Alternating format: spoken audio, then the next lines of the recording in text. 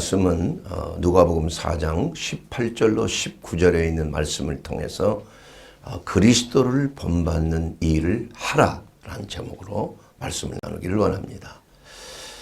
제가 읽은 책 중에 참 크게 감명을 받은 책이 바로 중세기의 영성 수도자인 토마스 아 켐피스가 쓴 그리스도를 본받아 이미타치온 데 크리스티라는 제목의 책을 읽고 제가 많은 감동을 받은 적이 있습니다. 왜냐하면 우리 그리스도인의 삶은 예수님을 닮는 삶이 되어야 합니다. 어떻게 하면 예수님처럼 저렇게 사랑이 많고 긍휼과 자비가 있고 온유하고 겸손하고 또 예수님처럼 저렇게 담대하고 죽기까지 하나님의 뜻에 하나님의 말씀에 순종하는 거룩하고 성결한 삶, 그야말로 예수 그리스도만이 완벽한 사람으로서 가장 영적인 그리스도인이 되기 위해서는 우리가 예수님의 성품을 담는 그러한 삶을 어떻게 살 것인가, 여기에 대해서 참 지침서가 교과서가 되는 책을 쓰신 분이 바로 토마스 아 켐피스 수도자입니다. 그 책을 읽고 좀 한참 동안 저도 예수님을 어떻게 닮을까 하는 그러한 영성 생활에 굉장히 집중한 적이 있습니다. 그럼에도 불구하고 그러한 삶은 내적인 인격의 변화를 이루는 삶입니다. 예수님을 닮는 인격의 변화, 이거 굉장히 중요한 것이죠. 이것은 바로 성화라고 합니다.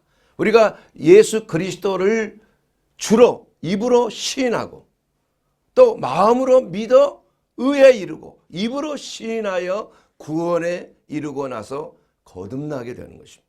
그리고 거듭난 하나님의 자녀가 된 우리 그리스도인은 예수 그리스도를 닮아가야 되는 거 아닙니까? 그럼 그때부터 세상 속에서 내 삶이 내 마음속에 있던 세속적인 이러한 것들이 지속적인 삶의 여정을 통해서 이것이 깨어지고 쪼개어지고 십자가에 매일 나는 십자가를 지고 예수님을 따르노라. 자기를 부인하고 예수님을 따르는 그러한 삶, 이것은 예수님께서 기뻐하시는 삶입니다.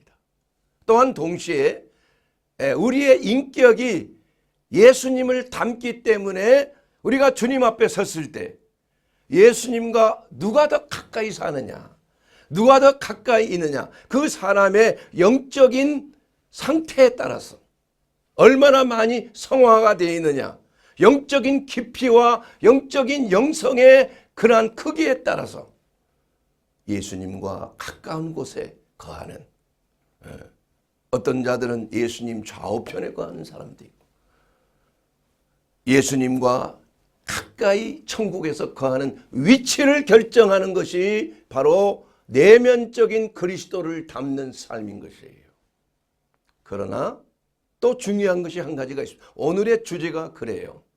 그리스도의 본받는 일을 행하는 것. 여기에 대해서 토마스 아 켐피스는 아마 수도자이기 때문에 예수님께서 공생의 생활을 하시면서 행하셨던 천국 복음을 증거하시고 말씀으로 양육하시고 병자를 고치시고 귀신 들린 자를 해방시키는 이러한 외적인 행함, 이러한 행함에 대한 것도 우리가 본받지 아니하면 상급이 없다는 겁니다. 여러분, 학생이 열심히 공부해서 졸업식 날 그가 착했다고 상 받습니까? 아닌 거예요. 그 공부를 잘해야 되는 거예요. 아니면 모범적인 어떠한 행함이 있든지 모범상을 받든지 성적 우수상을 받든지 상급이 있는 거예요. 그것은 내면의 어떠한 인격이 좋다고 해서 받는 게 아닙니다.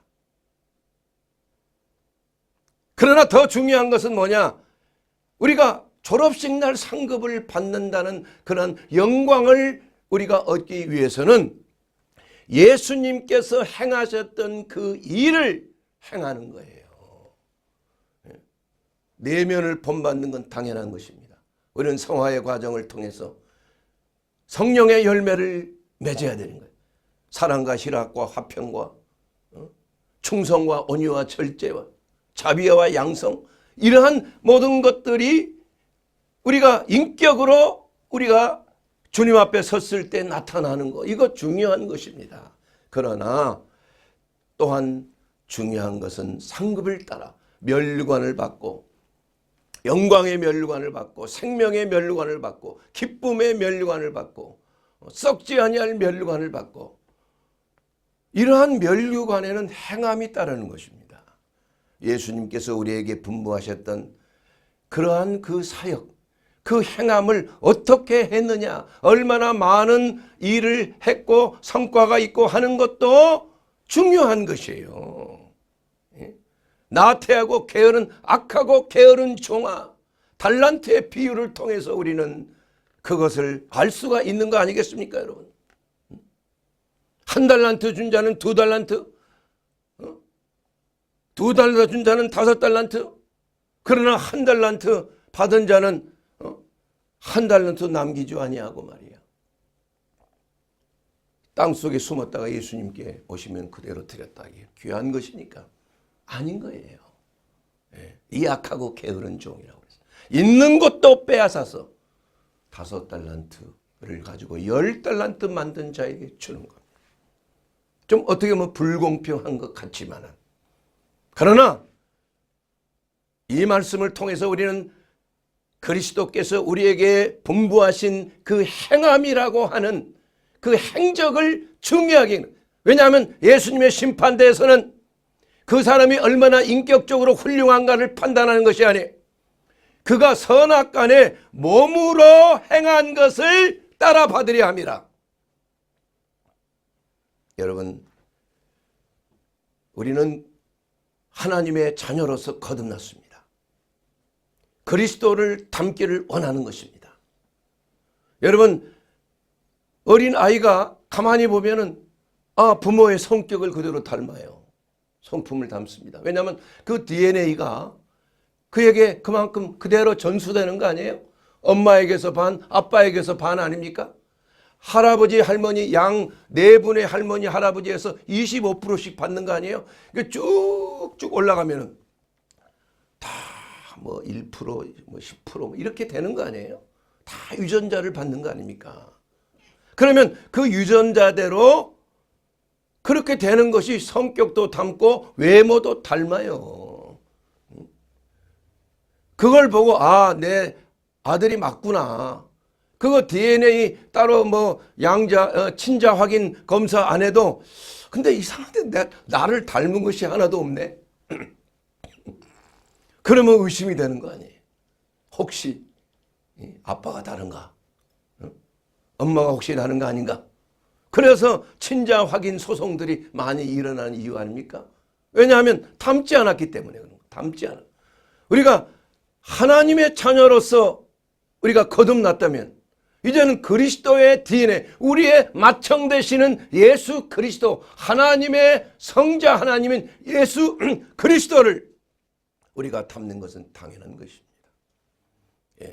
그렇기 때문에 우리는 매일매일 예수님을 닮는 일을 하지 말라고 해도 거듭난 그리스도인은 예수님을 닮아가는 거예요. 닮아가는 거예요. 그래서 내면적인 이러한 성품도 닮아가는 것이 아니라 외적인 행함도 닮아가는 거예요. 그러면 예수님께서 무엇을 행하라고 하셨는가? 예수님께서 그 마지막 때에 이제 공생애를 마치시고 부활하신 후에 제자들에게 나타나서 분부하신 것이 있잖아요. 내가 너희에게 이제 나를 떠난다. 내가 너희를 떠날 터인데 너희를 고아와 같이 버려두지 아니할 것이야. 대신에 다른 보혜사를 너희에게 줄 것이야. 그가 오면 내가 생각하고 행했고 말씀이 나의 말, 아버지의 말이 생각나게 하리라. 그리고 하나님의 뜻대로 행하도록 그 사람을 인도하는 거예요. 가르쳐 주는 거예요. 그래서 파라크레토스, 내 옆에 계신 스승이라 이거예요. 파라클레토스. 그러면서 뭐라고 말씀하셨습니까, 여러분? 요한복음 14장 12절 말씀에 그 말씀을 하신 후에 내가 진실로 너희에게 이르노니. 예수님이 두 번이나 진실로 이런 구절이 몇 개 구절 많지 않습니다. 그런데 예수님이 진실로 너희에게 이르노니 나를 믿는 자는 내가 하는 일을 그도 할 것이요. 명령입니다. 그보다 큰 일도 하리니 이는 내가 아버지께로 감이니라. 여러분, 예수님께서 승천하시고 하나님 우편에 앉으셔서 우리에게 성령을 부어주신 그 목적이 뭐냐?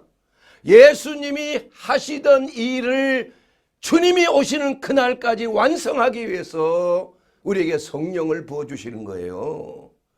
우리 안에 성령님이 우리를 건강하게 하고 우리가 잘되게 하고 돈 많이 벌게 하고 행복한 삶을 살게 하기 위해서 성령님이 오신 것이 아닙니다. 이건 부수적으로 따라오는 것일 뿐이에요. 그렇지 않는 것도 많아요. 우리의 모든 신앙의 선배들이 이런 것들을 다 누리지 않고 기꺼이 십자가를 지고 천국의 영광을, 세상에 주는 영광과 천국에 받을 영광과는 도저히 비교할 수가 없는, 도무지 비교할 정도가 아니라는 것. 그러기 때문에 기꺼이 십자가의 길을 갔던 우리의 신앙의 선배들을 우리는 깨달을 수가 있는 것. 왜 그들이 그렇게 했는 것인가? 그들은 누릴 수도 있었습니다. 그들은 건강하게 살 수도 있었습니다. 그들은 가족들과 함께 행복하게 살 수도 있었는데도 불구하고 왜 그들은 자기를 희생시키고 주님을 위하여 마치 천재를 부음과 같이 자기의 목숨까지도 다 버렸느냐? 진정한 행복을 알기 때문인 그런 거예요. 진정한 생명이 무엇인지, 영생이 무엇인지, 영생에서 받는 하나님이 주시는 그 놀라운 상급이 무엇인지를 알기 때문에 우리가 이 땅에서 잠깐 행복하고 건강하고 즐겁게 사는 것보다는 천국에서의 누리를 놀라운 영원한 영광을 택한 것이에요. 이거 똑똑한 거 아닙니까, 여러분? 잠깐 여기서 잘 살기 위해서 천국에서 받을 그 놀라운 영광을 못 받는다면 얼마나 어리석은 것이지 않겠습니까? 사랑하는 여러분, 그래서 예수님께서는 내가 이제 가니 내 대신에 다른 보혜사 성령을 너에게 줄 것이야. 보낼 것이야. 너에게 성령이 임하면 능력을 받을 것이야. 그리고 예루살렘과 온 유대와 사마리아와 땅끝까지 이르러 내 증인이 될 것이야. 그리스도의 증인된 삶을 산다는 것이 무엇입니까, 여러분? 예수님이 하셨던 일을 하는 것입니다. 그리스도인이라는 게 뭐예요? 그리스도라는 그 말은 메시아란 말입니다. 히브리어 메시아예요. 그리고 헬라어로 그리스도예요. 기름 부음 받은 자라는 얘기예요. 예수란 그 이름은 뭡니까? 하나님은 구원이시다. 하나님은 치유자이시다. 이런 말입니다. 그래서 예수 그리스도는 우리의 구원자, 메시아 기름 부음 받은 우리의 구원자라는 말입니다. 그래서 어떤 의미에서는 우리는 작은 예수라고, 예수님을 닮은 사람은 저 사람은 작은 예수 같대. 그 말은 좀 저는 개인적으로 안 맞는 말이라고 생각이 돼요. 오히려 작은 그리스도다. 왜냐? 기름 부음을 받은 자이기 때문에. 성령의 기름 부음을 받은 자이기 때문에. 작은 예수보다는 작은 그리스도의 일을 하라. 다시 그걸 바꿔 말하면은 메시아의 일을 하라는 얘기예요. 세상을 구원하는 기름 부음 받은 자의 일을 하라는 것입니다. 작은 메시아가 되라는 것입니다, 여러분. 좀 이상한 말처럼 들릴지 모르지만 사실은 작은 예수라는 것은 예수님의 고유명사입니다. 제가 공부할 때 독일에서 내 친구 중에 스페인 친구가 있었는데 그 스페인 친구 이름이 예수야. 예수 좀 이상하게 예수란 말을 쉽게 나오지가 않아. 어떻게 예수님의 이 고귀한 이름을 함부로 할 수 없잖아요. 예수 해놓고 아이고 예수님인데. 응? 그래서 그 예수님을 향하여 그 앞에 명칭이 있잖아요. 많은 예수가 있었을 겁니다. 이름 중에도. 근데 우리 예수님, 우리의 구주 예수님은 무슨 예수예요? 나사렛 예수의 이름으로. 나사렛 예수. 예수님이 자라나신 곳 나사렛이라는 동네의 이름으로 나사렛 예수가 바로 예수님의 고유명사이신 거예요. 예수란 이름이 많이 있어요, 실질적으로. 예. 그러기 때문에 저는 작은 예수라고 하는 것보다는 작은 그리스도다. 그리스도의 일을 하라. 왜냐하면 예수님께서도 성령을 받아서 기름 부음을 받아서 그 예수님의 그 사역을 공생의 사역, 구원의 사역을 하셨기 때문에 그런 거예요. 우리도 마찬가지예요. 우리도 예수님이 받으셨던 성령의 기름 부으심을 우리가 받아서 예수님의 일을 하는 것입니다. 그래서 나를 믿는 자는 나의 하는 일을 저도 할 것이요. 나보다 더 큰 일도 행하리라. 왜 그렇습니까? 나보다 어떻게 예수님보다 더 큰 일을 행합니까? 행함에 있어서는 그럴 수도 있다는 거예요. 예수님이 말씀하셨어요. 왜 그렇습니까? 그 일은 누가 하시는 거예요? 성령께서 하시는 거예요. 하나님의 영인 성령께서 하시는 거예요. 예수 그리스도는 하나님의 화목제물로 오신 성자 예수 그리스도, 하나님의 어린 양 되신 예수 그리스도로 오셨다 이겁니다, 여러분. 그렇기 때문에 예수님의 행적은 우리와 똑같은 성정을 가진, 죄를 지을 수도 있는 육체를 가지고 예수님이 이 땅에 오셨잖아요. 그러나 예수님은 한 번도 죄 지은 적이 없더라. 그래서 예수님은 대속의 제물로 스스로 인류의 모든 죄를 짊어질 수 있는 자격이 되었다 이겁니다, 여러분. 그래서 우리는 그리스도 안에서 정죄함이 없게 되는 놀라운 은혜를 얻게 된 줄로 믿습니다.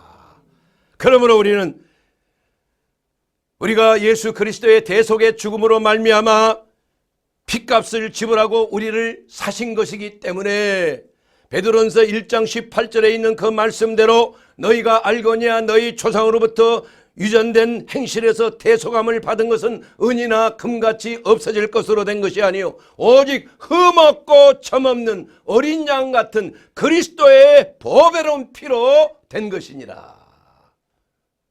우리가 예수 그리스도의 보배로운 피값을 주고 하나님이 우리를 구속하셨다. 구속이란 말이 이래 구속이 아니고 우리를 샀다 이겁니다. 값을 지불하고 샀다 이거예요.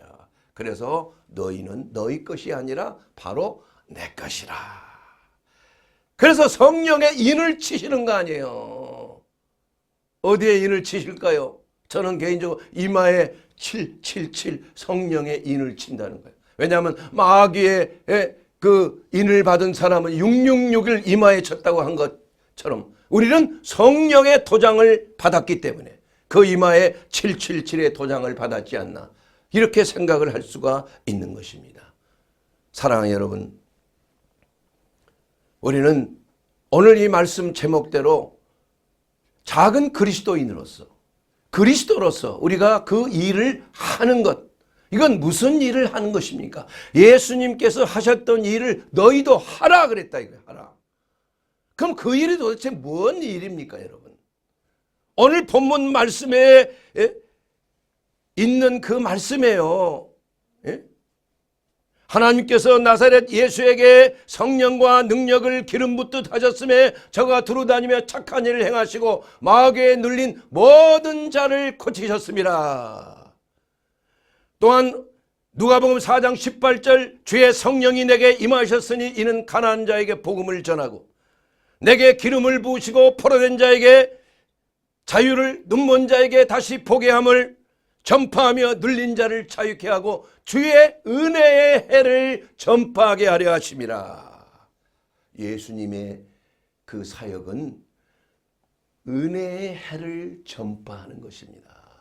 그 은혜의 해를 전파할 때 눌린 자가 자유케 되고 눈먼 자가 다시 보게 되고 안준뱅이가 일어나고 포로된 자가 해방이 되고 가난한 자들이 위로의 복음, 기쁜 소식을 얻게 되는 거 아니겠습니까, 여러분? 이것이 바로 예수님께서 행하셨던 그 일을 우리도 하라고 명령하신 것입니다. 나를 믿는 자는 나의 하는 일을 할 것이야. 제자들을 보내면서 너희는 전대나 돈이나 신발 이런 거 신지도 말고 그냥 가서 복음을 전하고 그들이 준 거 그냥 먹고 병자가 있으면 병자를 고치고 귀신 들린 자가 있으면 귀신들을 해방시켜라. 귀신으로부터. 그렇게 해서 그들이 70인의 제자들이 나가서 귀신들이 항복하는 걸 보고 예수님께서 성령으로 기뻐하셨다고 성경에 기록되어 있지 않습니까, 여러분? 그러나 귀신이 너에게 해방되는 것으로 기뻐하지 말고 너의 이름이 하늘에 기록된 것으로 기뻐하라는 거야. 여러분, 하나님의 일을 하는 자는 생명록에 하나님의 그 행부에 행위록에 이름이 적혀 있는 거야. 이름이. 그러므로 우리가 예수님을 담는 성품과 인격을 담는 것도 중요하지만은 동시에 중요한 것은 바로 나를 위한 인격이지만 그러나 남을 위한 놀라운 일을 예수님의 구원 사역을 행하는 것, 이거 매우 중요한 것입니다, 여러분. 우리는 내면과 외면의 그리스도를 담는 자가 되어야 한다 이거야. 내면만 닮아서는 안 돼요. 그러면 토마스 아켐피스처럼 수도승이 돼야지. 수도자의 삶을 살아요. 수도자의 삶을 살면 그 안에 들어가서 수도원에 들어가서 일생 동안 나오지도 못하고 거기에서 말씀만 묵상하고 기도하고 이런 삶 아닙니까? 그러면 예수님의 삶을 어떻게 살 수가 있겠어요, 여러분? 우리는 수도자의 삶이 아니라 우리의 삶의 현장에서 우리는 예수 그리스도에 담는 메시아의 일, 작은 메시아로서의 그리스도의 일을 하는 것입니다, 여러분. 메시아는 기름 부음 받은 자예요. 기름 부음 받은 성령으로 기름 부음 받은 자에게는 예수님의 하던 일을 하라는 겁니다. 그러므로 그걸 할 때 어떻게 하라고 그랬어요? 골로새서 3장 17절에 보게 되면 또 무엇을 하든지 말에나 일에나 다 주 예수의 이름으로 하고 그를 힘입어 하나님 아버지께 감사하라. 여러분, 예수 그리스도의 이름으로 하나님의 일, 그리스도의 일, 메시아의 일을 하라는 거예요.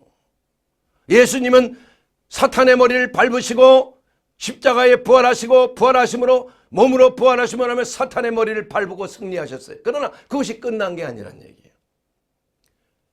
이제는 남아있는 잃어버린 영혼들, 예수님 시대와 똑같을 뿐만 아니라 더욱 가면 갈수록 얼마나 인생들이 피폐해졌냐 이거예요. 인생들의 삶이 얼마나 힘들어요.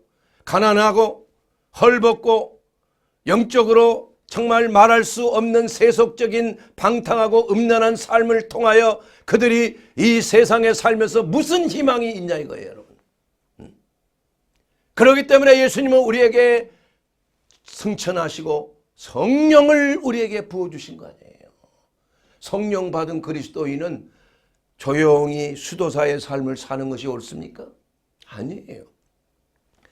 삶의 현장 속에서 예수님처럼 독일 말로 sit im Leben, sitting in the life, 삶의 현장 속에 들어가서 사는 마귀와 대적하는 삶을 사는 것, 하나님의 나라가 확장되는 삶을 사는 것, 여러분의 삶의 터전 속에서 하나님의 나라와 그 의를 구하는 그 일을 하라.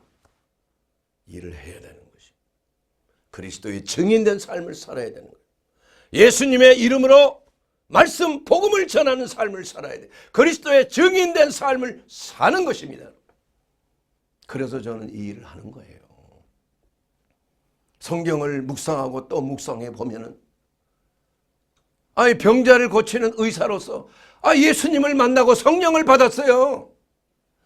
성령을 받으니까 기도할 때 무릎에 손을 넣으니까 불이 떨어져서 만성 루마티스 관절염이 그냥 걸어서 나가더라 이거야. 깜짝 놀란 거 아닙니까?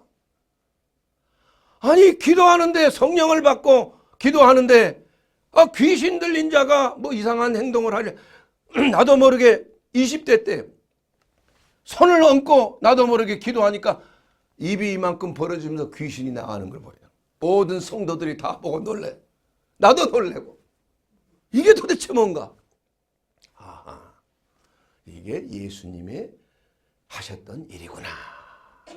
할렐루야! 여러분, 하고 싶어서 하는 거 아니에요. 이것은 자연적으로 성령을 받으니까, 하나님께서 성령의 기름 부심을 주시고 나서 하나님이 선택하신 거예요. 그리고 그 당시에 목사님께서 책을, 성경의 선물을 주었어. 마태복음 12장 18절인가요? 너는 내 사랑하는 종이로다. 너는 이제 이방인들에게 하나님의 심판을 전하리로다 하는 그 말씀의 구절이 있어요. 12장 18절일 거예요. 마태복음. 그러면서 이거 의사의 일이라는 것은 한계가 있는 거 아니에요? 무슨 영적인 말씀을 전할 수 있습니까? 복음을 전합니까, 의사가? 의사가 병자를 고치기는 하지만은 그건 배운 지식으로 하는 것이지 하나님의 고치신과는 상관이 없는 거예요, 여러분. 그 구분을 할 줄 알아야 돼요. 이 신유라는 것은 의학적인 진단과 처방과는 상관이 없다. 그거 깨달은 거예요.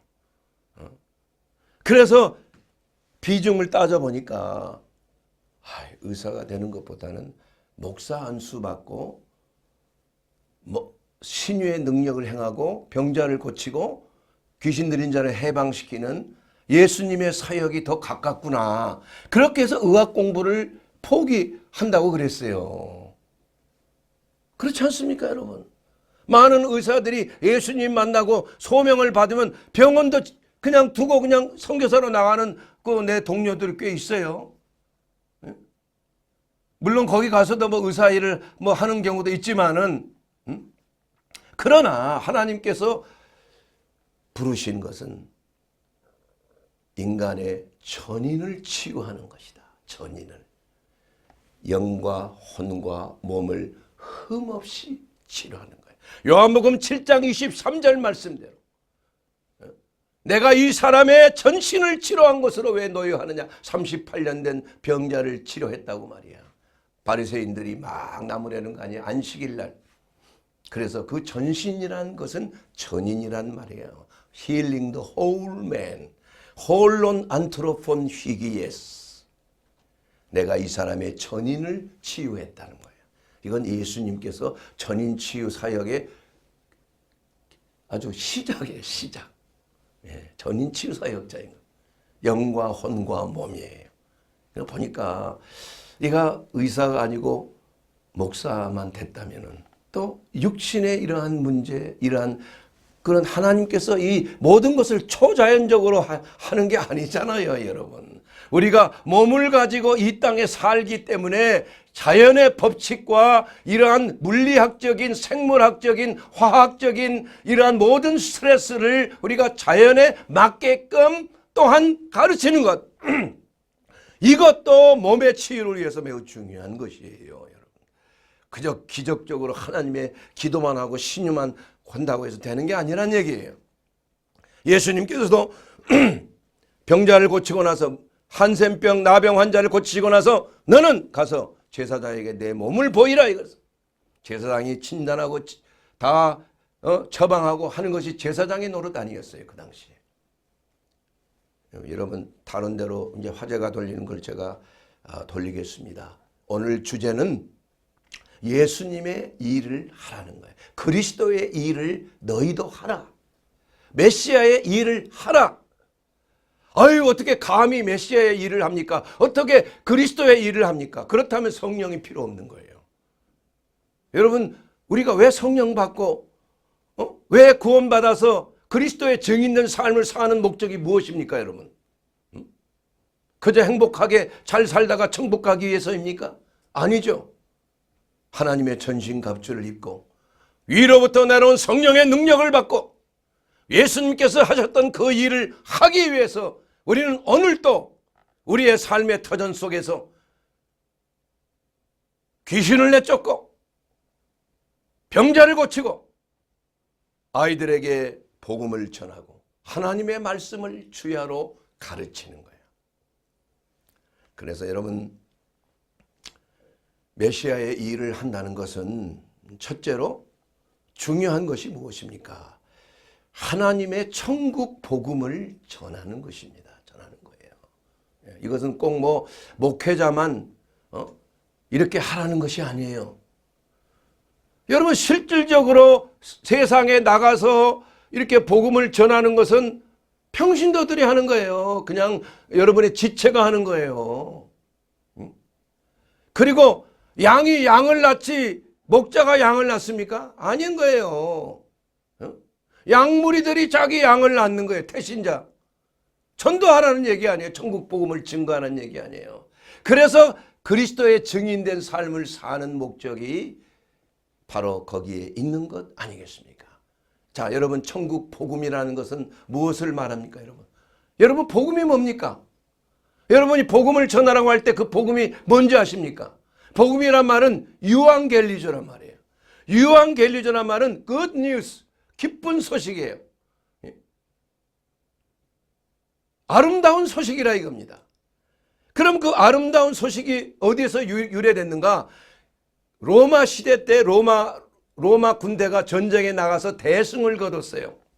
그래서 대승을 멀리 진군해서 나가서 외국에서 대승을 거둔 것을 이제 전령이 그 승리의 소식을 왕에게 전하는 거예요. 그것이 바로 유앙겔리조예요. 유앙겔리조. 얼마나 기쁜 소식입니까? 여러분, 2차 세계대전 때 일본군이 마지막 항복을 했고 원자폭탄을 맞고 히로시마 나가사키에 그들의 비로소 항복을 했을 때 그 미국의 거리에 보세요. 그냥 막 사람들이 막 춤을 추고 그냥 막 누구나 다 부둥 껴안고 말이야. 막 뭐 뽀뽀하는 사진도 막 나와서 대서특필되고 말이야. 아무 뭐 연고도 없는 사람끼리 부둥 껴안고 왜 그러는 거예요? 너무 기뻐서 그러는 거 아닙니까? 기쁜 소식이라, 승리의 소식이라 이겁니다. 예수 그리스도께서 승리하셨다. 예수 그리스도께서 부활하셨다. 이것이 바로 고린도전서 15장 3절과 4절에 있는 말씀이에요. 내가 받은 것을 먼저 너희에게 전하였노니 이는 성경대로 그리스도께서 우리의 죄를 위하여 죽으시고 장사 지낸 바 되었다가 성경대로 사흘 만에 다시 살아나셨다. 부활하셨다. 이 얼마나 놀라운 소식입니까? 예수님이 사망의 권세를 이기시고 승리하셨다는 소식입니다. 마귀의 머리를 밟으셨다는 거예요. 사망의 권세를 부셨다는 거예요. 그래서 우리는 그리스도 예수 안에 있으면 죽어도 살고 살아있는 자는 영원히 죽지 아니하리라. 이것을 내가 믿느냐? 이게 복음이에요. 이게 복음. 이것을 전하는 것입니다, 여러분. 얼마나 놀라운 소식입니까? 얼마나 기쁜 소식입니까? 영원한 생명, 우리는 죽지 않는다는 거예요. 영생을 누린다는 것입니다. 영원한 천국에서 이 세상의 삶과는 비교할 수 없는 이별도 없고 슬픔도 없고 애통함도 없고 병도 없고 그야말로 영원한 풍성한 생명, 행복을 누리는 그러한 영원한 삶을 1, 2년도 아니고 수천만 년 끝이 없는 삶을 사는 것. 이게 실제입니다. 예수님이 승리하셨다는 거예요. 예수님이 부활하셨다는 것입니다. 예수님이 마귀를 이기셨다는 거예요. 그러므로 우리가 예수 믿으면 영생을 얻게 되는 놀라운 기쁜 소식을 증거하는 것이 이것이 바로 복음입니다, 여러분. 복음. 내가 들은 것을 너희에게 전한다 그랬어요. 여러분이 들은 것, 이 복음을 다른 사람에게 전하는 거예요. 뭘 전합니까? 예수님이 사망의 권세를 이기시고 부활하셨어요. 누구든지 그리스도 예수 안에 있는 자는 결코 정죄함이 없다야. 왜냐하면 그리스도 예수 안에 있는 생명의 성령의 법이 죄와 사망의 법을로부터 너를 해방하였습니다. 이 말씀이 저의 인생을 바꿔놨어요. 제가 고민하고 구원이라는 것, 죄에 대한 문제, 왜 저렇게 그렇게 고민했나 몰라. 한 1년 반 이상을. 내 영혼은 13층 지하 3층 감옥에 있는 것 같아. 밤에 자다가 이 13층 감옥에서 신음하며 있는데 자신의 신음소리를, 영적인 신음소리를 듣고 식은땀을 흘리면서 벌쩍 깨는 거야. 오호라, 나는 공고한 사람이로다. 이 사망의 몸에서 누가 나를 건져낼 것인가? 누가 나를 건져낼 수가 없는 것인가? 고민하고 또 고민하고 또 고민하고 또 고민했어요. 위장병과 궤양과 불면증과 우울증과 불안증과 염려와 근심과 미래에 대한 소망이 없는 겁니다, 여러분. 그래서 포기해야 될까? 공부하는 것. 그런데 하나님의 손길이 병원 실습을 하며 의과대학생으로 한국 간호사가 준 정상적인 그리스도인의 삶 속에 로마서 강해, 이 로마서 8장 1절과 2절 말씀의 강해가 저의 인생을 완전히 바꿔놨습니다. 누구든지 그리스도 예수 안에 있으면 죄와 사망의 법칙, 이 중력의 법칙 있지만 그 법칙에서 자유함을 입는다는 거야. 너의 노력으로 되는 게 아니라는 거야. 고해성사 봐서 되는 게 아니야. 착한 일을 해서 되는 게 아니야. 예수 안에 거하면 되는 것이야. 예수님을 너의 구주로 나의 하나님으로 모시면은 예수 안에 있는 생명의 성령의 법이 나의 모든 죄와 사망의 그 궁극적인 멸망으로부터 우리를 구원해 주신 주님의 능력이야. 이것을 하는 것입니다, 여러분. 이 복음을 증거하는 거예요. 이 위대한 복음.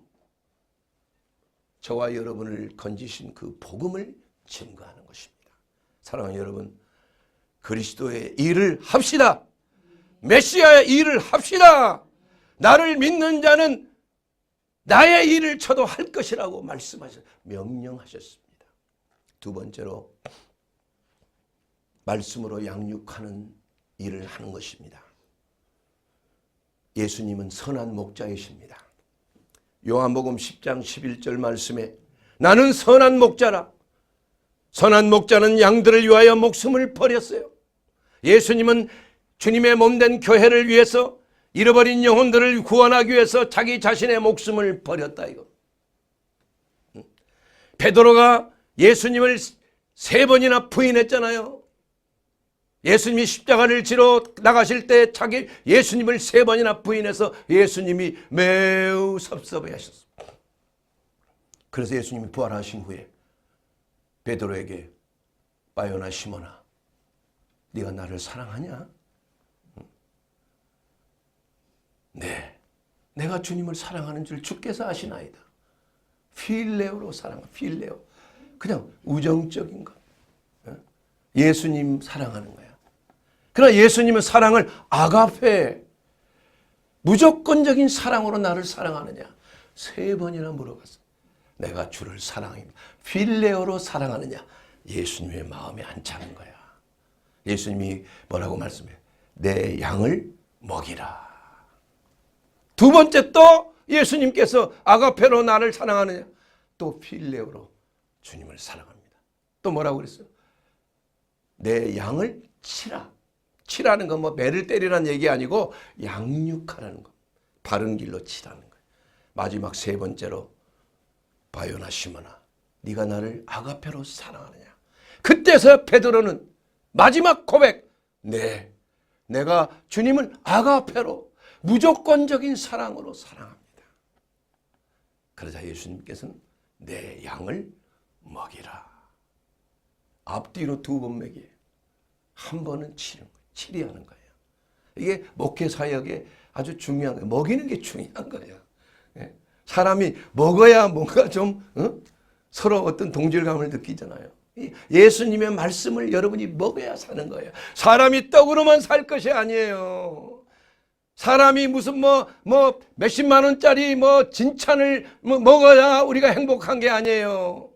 하나님의 말씀을 먹어야 우리가 행복하게 됩니다. 말씀을 먹어야 우리의 영혼이 사는 거예요. 영생하는 것입니다.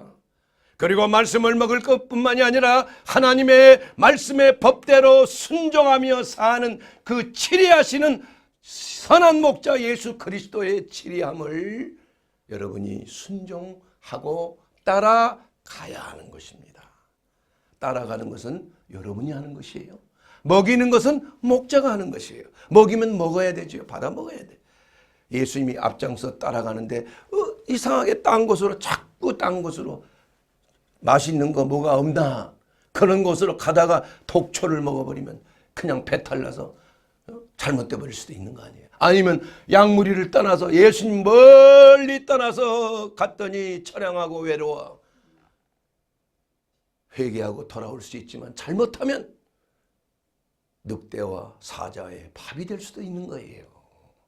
사랑하는 여러분, 이와 같이 우리는 그리스도의 일을 하면서 하나님의 말씀을 자손들에게, 자식들에게, 가정에서는 제사장인 아빠가 아니면 부모가 자식들을 말씀으로 양육하는 거예요. 너희는 주야로 때를 얻든지 못 얻든지 말씀을 전하라.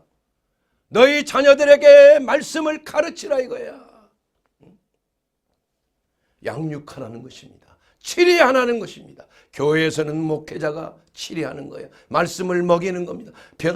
이 가정에서는 부모가 말씀을 먹여야 되는 거예요.